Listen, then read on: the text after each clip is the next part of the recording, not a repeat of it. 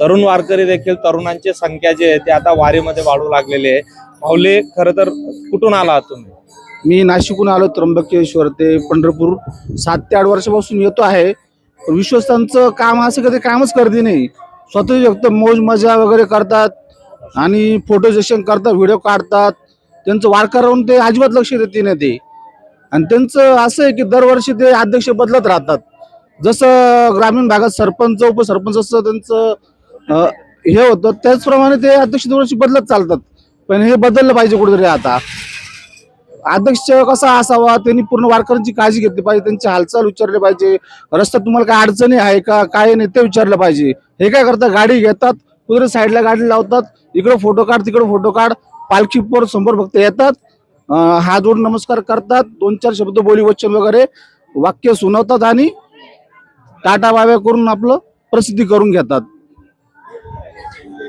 खरं तर विश्वगुरूंच्या नावाने एका शब्दाला मान आहे।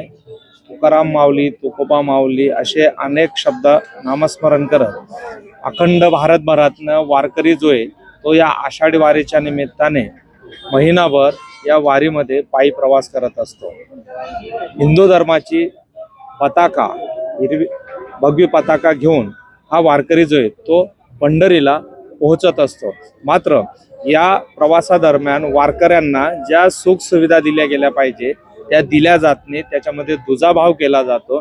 एकीकडे माऊलींच्या वारीमध्ये जे वारकरी सहभागी होतात त्या ठिकाणच्या सुख सुविधा आणि नाथांच्या वारीतला सुख सुविधा असा दुजाभाव का केला जातो?